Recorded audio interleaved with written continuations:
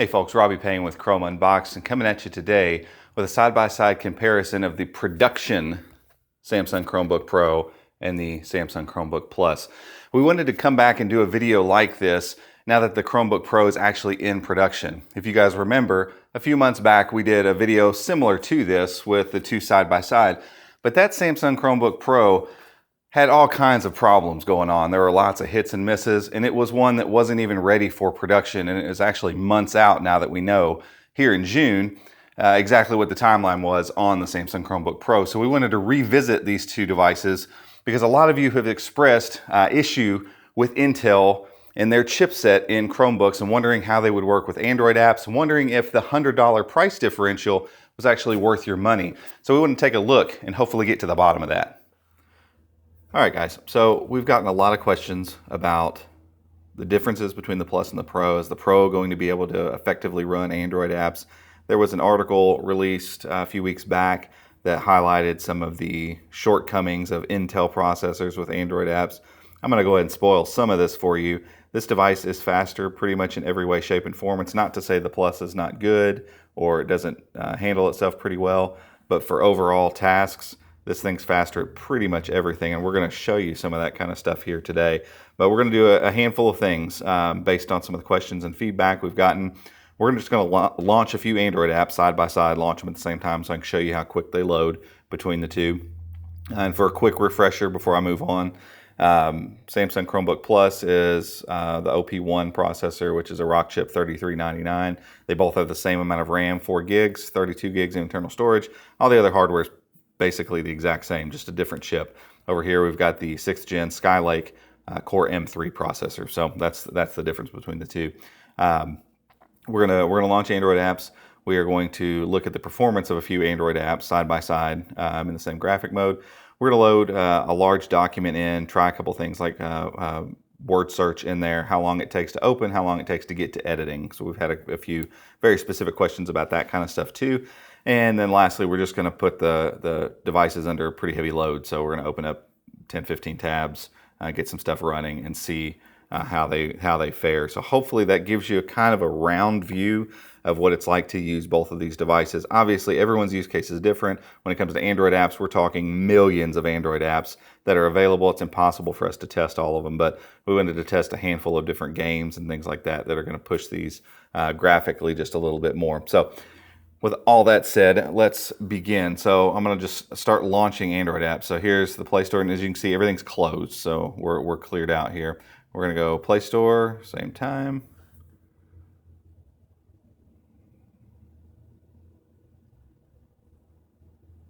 Come on, buddy. There it comes. Okay. And honestly, you're going to see this a lot, where this one is going to load a lot of stuff faster. So here's Squid. And we'll just open a note.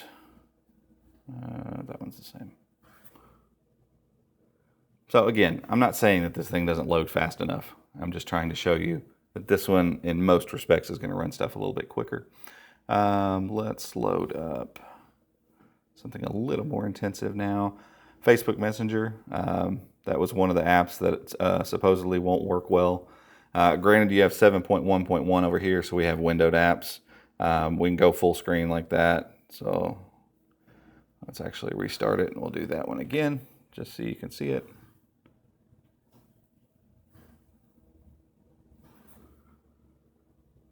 Not too much faster there.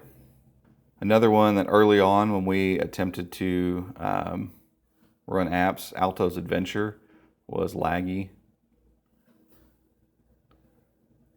And again, we'll do full screen, so this is fair.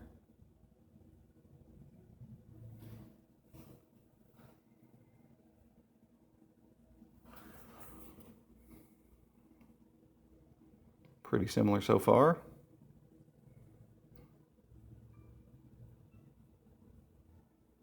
Basically, I want to see how quick we can get into actually playing the game.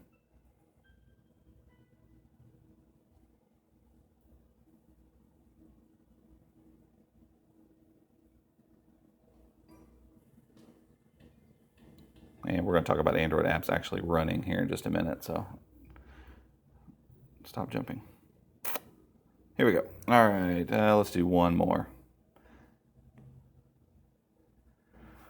How about Google Earth? That would work. So Google Earth. Oh, once again, we got to force this one full screen. To be fair, we'll let both load in.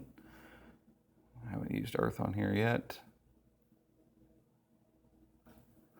And I think we were somewhere in the neighborhood of Chicago. So.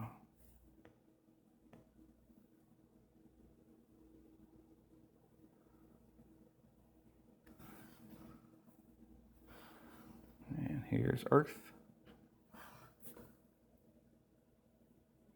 Not too much faster, so pretty close there. So what you're seeing across launching Android apps, as far as opening them up, this one is a step faster, roughly a second at best, and that's about it. So is that worth a $100 upgrade? Probably not.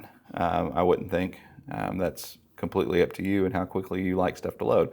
So now let's actually look at the performance of a couple of these things between. So I'm going to open up Earth again on both of these, and we're going to look at how well things actually render and how smooth stuff is when things get a little more intense. So we're going to load downtown Chicago.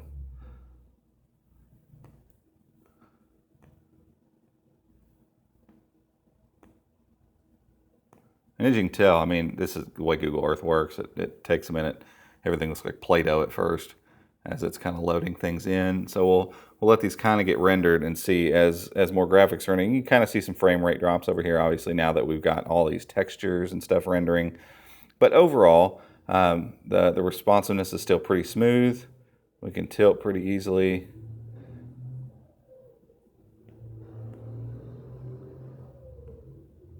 Pretty decent frame rate drops here, but it's still moving around. We've rendered in similarly over here. Frame rates are staying up much higher. Here, things are staying much smoother. Let's pinch and zoom in and out, and then also rotate. And by the way, Google Earth is just so much fun.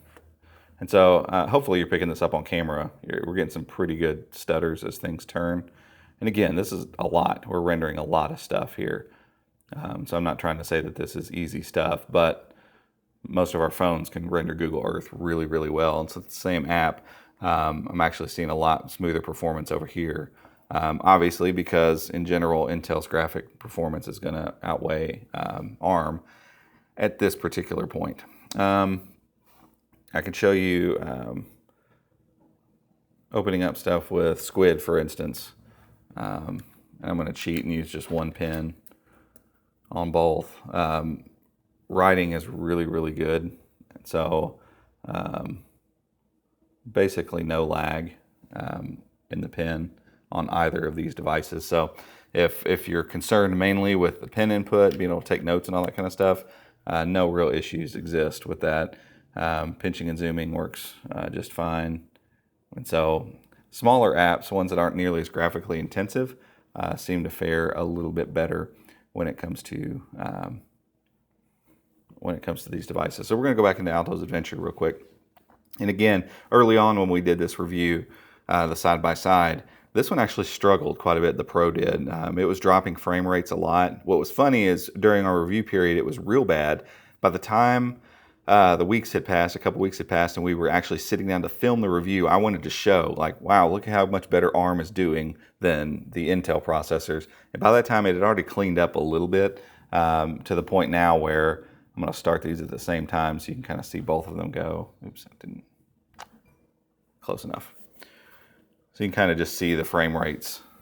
This is going to be difficult. I'll probably crash really quickly trying to do this on two screens. Yep, I already crashed over here. But both of them run this game perfectly smooth. No frame rates, no stutters, no lag, no issue whatsoever. So you can see it's almost dependent on the game, it seems, on whether or not the device can run it well or not.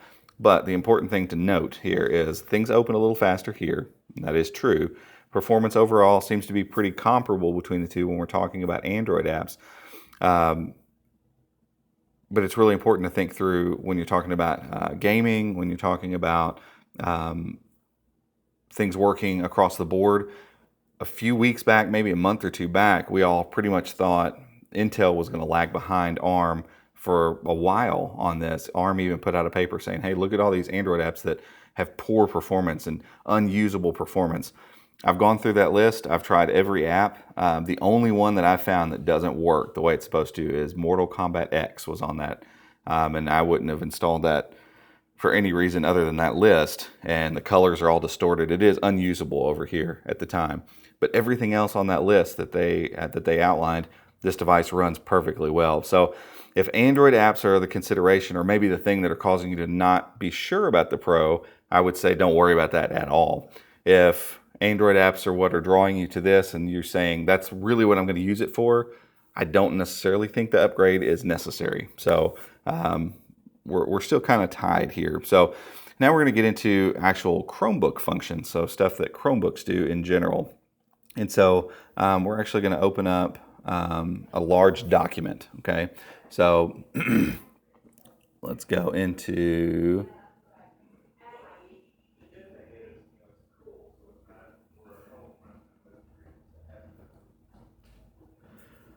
Joe, I'm holding real quick. Okay, now we're moving.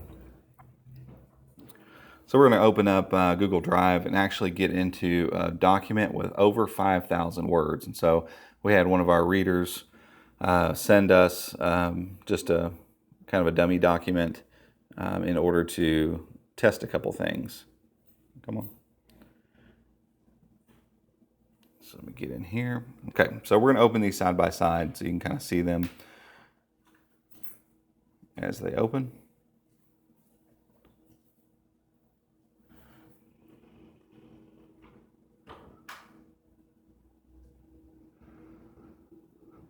Still loading in here. Still loading in. And we're done. Okay, so you can see there's a considerable difference. If you're going to be working with large documents, likely we'll do that one more time so you can see the difference here. We'll actually click the mouse this time. So over here, and we're just waiting for the whole thing to load in. Done.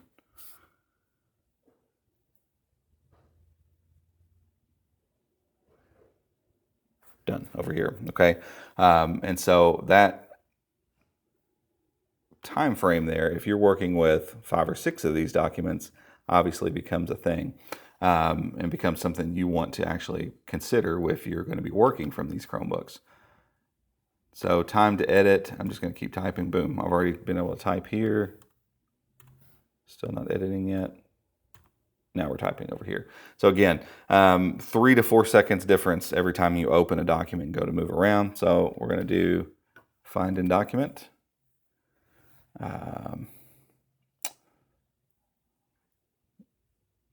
I need LAVI. Not bad. But you can see there was no stuttering or lagging over here as I searched for a term. It just immediately found it and it pulled it up. And so, again, not unusable over here, but everything's going to be a little bit slower. It's going to be a little bit of a step behind over here. And I don't think this should come as a surprise to anyone. Basic Chrome OS functions have worked better on Intel chipsets for some time. So ARM has some work to do when it comes to some of that kind of stuff. So lastly, what I want to do is actually put these things under some stress. So I'm just going to start opening web pages.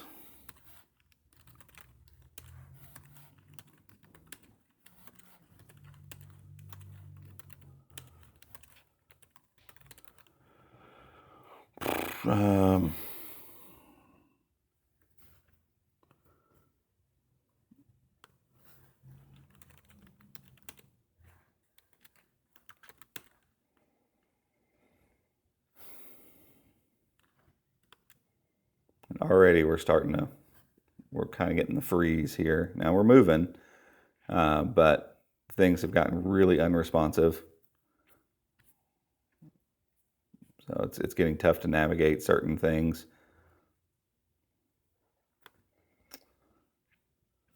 Twitter's moving okay. Facebook.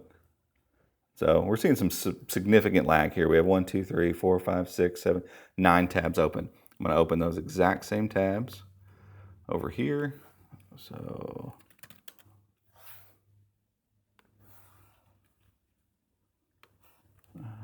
gadget.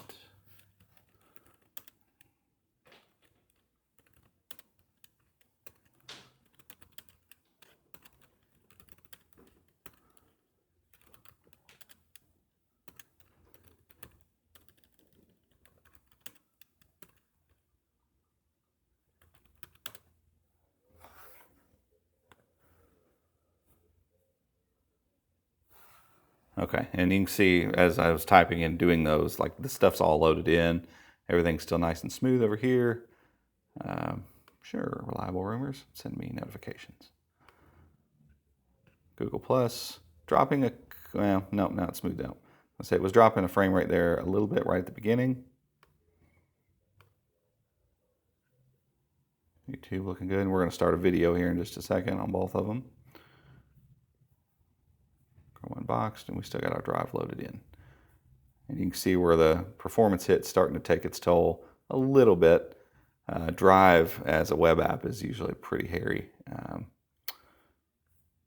Okay, so we'll do the same kind of look around here. Getting there, but struggling a little bit. Chrome unboxed is moving okay.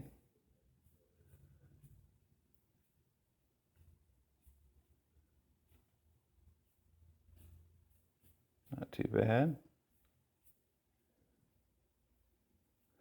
And the 3-finger swipe across the top is struggling pretty bad on this one.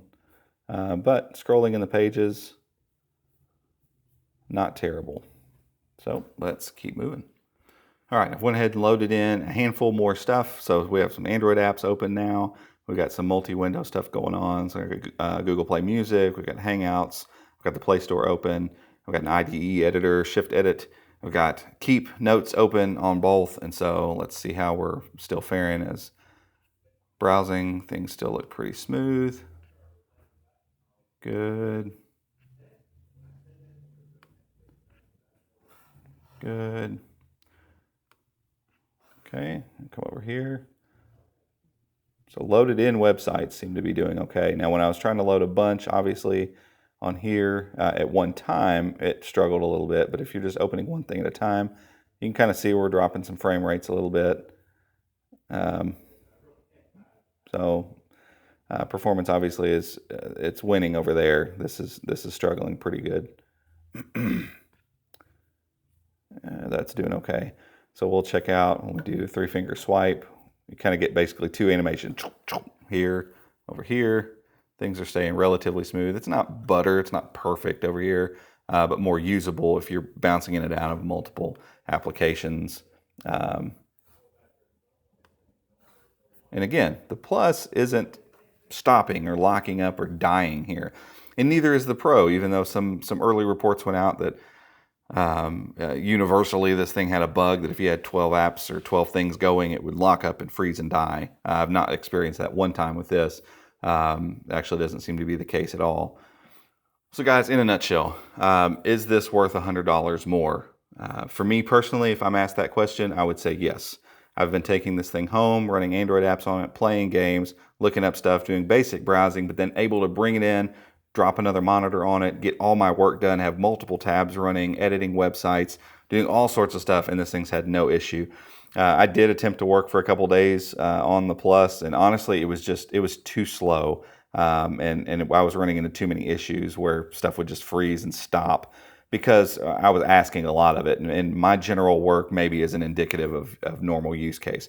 If you're going to use this thing just sitting on a couch, maybe playing a movie every once in a while, absolutely, this thing runs great. The Android apps run pretty well on here, and they're probably just going to get better as things get cleaned up even more. If you're going to use it as a dual device and you're going to use it as something you're going to actually take and want to get some work done with documents and heavier use of tabs and more web applications and that kind of stuff, maybe some image editing, which I just could not get done on here with something like Gravit Designer. On here, it works really well. Again, I've been using this for over a week now, every single day at work as my daily driver, and it has been fantastic. So depending on your use case, it's worth the extra $100. If you're just going to be using it for browsing and some general stuff, I don't know that it's necessarily worth it. And they're hard to get right now. Eventually that won't be the case either. So hopefully, guys, this has helped you all in making a decision on which one of these things that you want to buy, whether you want to wait and try to get this thing and spend a little more money, or go down to your local Best Buy or whatever and pick one of these up right now. Hopefully this has made that a little bit clearer for you guys. If you like the video, guys, give it a thumbs up. Hit subscribe down below. I've left links to both of these devices on Amazon where you can find them. Like I said, this is going to become available probably in the next week. We'll see some of that bottleneck going away. So it's kind of up to you all and your use case to see which one that you would rather have, which one you would rather spend your money on. But guys, until next time, thanks for watching. We'll see you.